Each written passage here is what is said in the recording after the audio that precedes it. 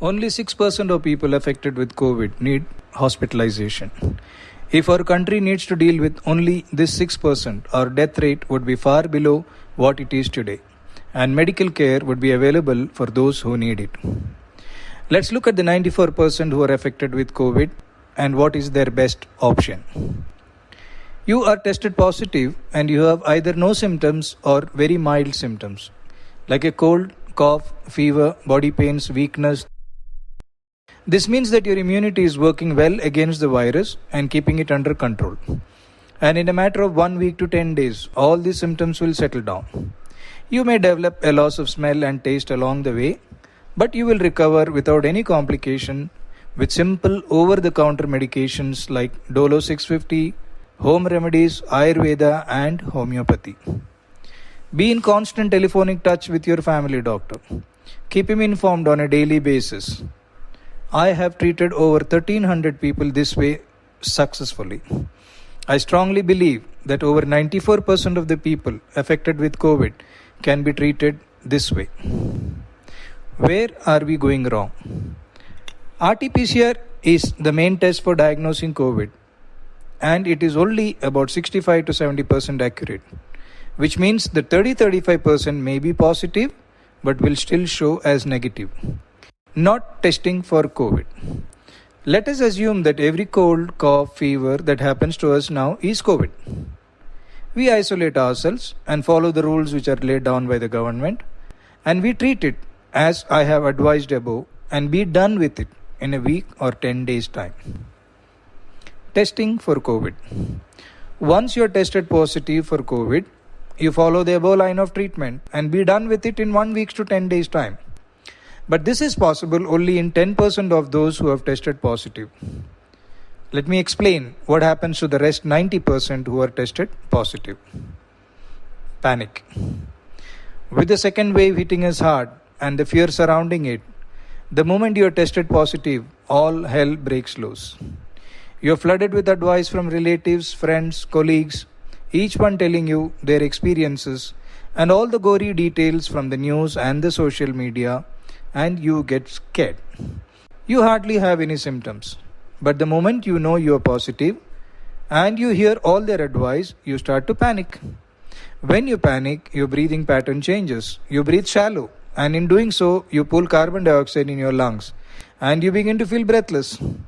You are told that the lungs are getting affected, but the fact is that your anxiety is what is causing your breathlessness. Now you are asked to do the following investigations: a D-dimer, a C-reactive protein, and a CT scan of the chest. A D-dimer. Elevated levels of D-dimer are associated with any inflammation and any disease activity.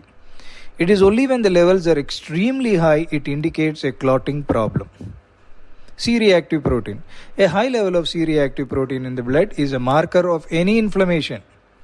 It can be caused by a wide variety of conditions. Both the above tests are not specific for COVID. They are just supportive evidence of inflammation and infection. CT scan of the chest. More than 80% of the COVID patients show ground glass appearance in their CT scan. The moment you see the report, everyone says that your lungs are involved and you are in trouble. But that's not true. The COVID virus has a tendency to affect the lungs and to produce inflammatory changes in the lungs.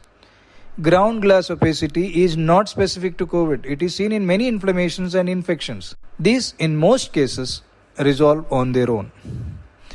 Now your doctor starts you on an antiviral, Remdesivir, which the WHO says is not effective against COVID, then an antibiotic, and then a steroid is added to the prescription to be on the safe side. Remember, when you are in panic, your doctor who is treating you will also go into panic and ask you to get admitted. After all, he is human and he is answerable for you.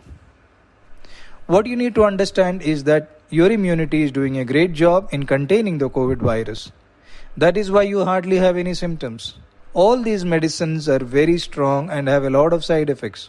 When you consume these, they together crush your natural immunity, which is doing a great job, and you begin to get worse. Your condition deteriorates and you end up in the hospital. The medical system is doing its best, but it is overwhelmed and in the process of collapsing.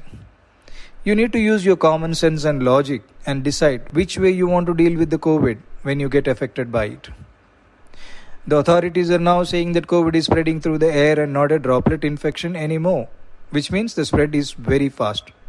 The way the second wave is hitting us, the chances are that most of us at some time or the other is going to get affected by the COVID. And by then, we need to be ready with our choice.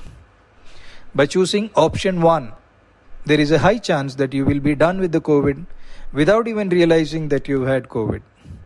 You will not invite panic and unnecessarily stress and hospitalization. You will not unnecessarily block hospital beds and leave them to the 6% who truly needs them. The choice is yours. Take care.